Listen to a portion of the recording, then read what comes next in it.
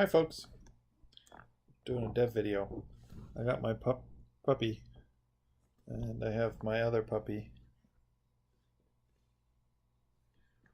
squished in. That might be why the lighting and the positioning and so forth isn't great, because I am trapped. He has hiccups. I guess his hiccups just got magically better as I said that. So, I'm going to do a quick dev video since I'm trapped in and can't do any work. I've been working on the first-person shooter. It's going amazingly well. Like, it's been sitting there broken and shitty for months because I made some change to the controls and it stopped working, and then it wouldn't work with a controller, and etc. Right? And it's been sitting there like just broken. But it wasn't. It was like I did a lot of work back then. Like, I'm just surfing on what I did months ago, and then I'm fixing the controls thing. So, as some of you will have seen, there was a level that came out this last week, and this week...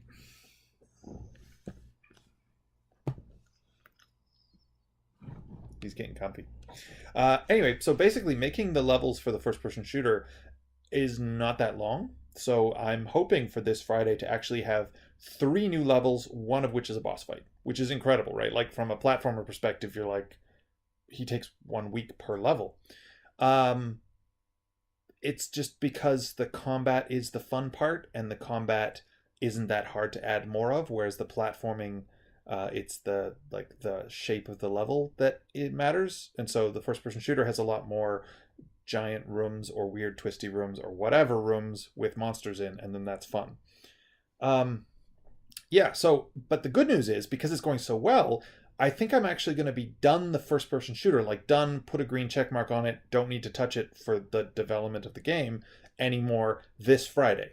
So that means those of you who aren't fans of the first person shooter, which is fair enough, it's a platformer game. You came to Electronic Superjoy for the platforming. It's acceptable. Be like going to Super Meat Boy for the RPG elements. I get it.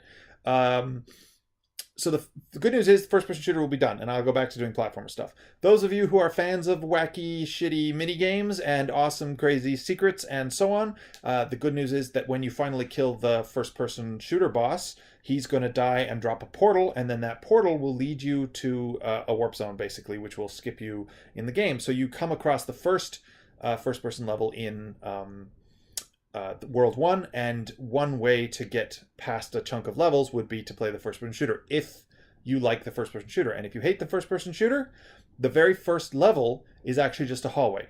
All you have to do is hold forward without touching anything, and you will get to the final portal, right? You'll run past a bunch of monsters and ammo and so on, but if you're not distracted, you'll just get to a portal, and it'll take you to a platformer level. So basically, those of you who go, fuck this, I came here for the platforming, you can skip it really easily. Those of you who play that first level and get the ammo and kill the monsters will notice a side passage, and that side passage will take you to another portal that will lead to another first-person level, and there's going to be, I'm hoping for 5 first-person levels, that including the boss. It shouldn't be that hard. 3 are already done, yeah. And then that will take you out at a different point in the game. And so that's one of the things I want to accomplish with the world map. I want to have lots of places that, with an additional challenge, let you connect 2 points, right? So... the 3D levels will probably have something weird like that, and definitely just the platformer levels will have, as you folks have already seen, if you go backwards, then there's an incredibly hard jumping section with a bunch of stuff, and then a portal that will just connect somewhere else. And the obvious use for this is just speedrunning the world, like speedrunning the entire game, but also it allows you to hop around and just have more control in your area. Individual speedrunning titles won't affect that kind of thing. And it's kind of my equivalent of, that classic one where in games you get a star for every level that you beat, and you need 20 stars to get to the next world, and there's 25 levels, and so that sort of lets you get stuck on a couple of levels and doesn't make you stop the entire game.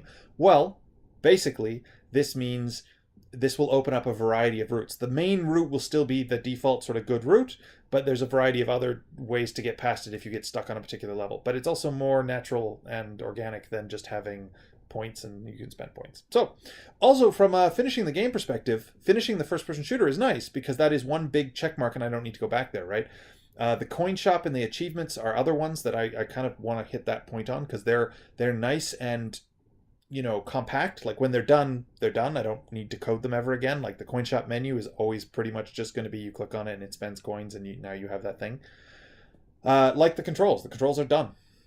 There's definitely in control tweaks. Like I don't think it works by default with PlayStation controllers, and but that's just mapping it in. The actual menu and the coding is done. Yeah, and there aren't that many of those. There's like 4 or 5 of these, and then the game's done, because all I need to do from that point is polish the actual levels and then flip over to working on the level editor, which is sort of going to be the last thing because it's going to be the biggest thing. And then I want to, I want to keep working on that post-launch, so that I kind of want that to be the nice active thing when the game is launching. Lots of updates and so on. Yeah. Also, it's February 2019. Holy crap. We started in June 2017? Fuck my ass. Jesus Christ. For a project I thought was going to take 9 months, it's been a long ass time. Thank you for everybody who stuck with me. Thank you for supporting the Patreon. It's hugely useful. It's kept me going. It's kept these lights on. It's let me buy these cheap dollar store Christmas lights. It's kept me in ramen noodles and food and everything else. It's paid for my 2 dogs' kibble, which, they eat the cheapest kibble off the shelf, but means I don't have to feed one to the other. And with that high quality dark humor, I will keep working on the game. Thanks everybody for supporting me, and thanks for watching this dev video. See you next time.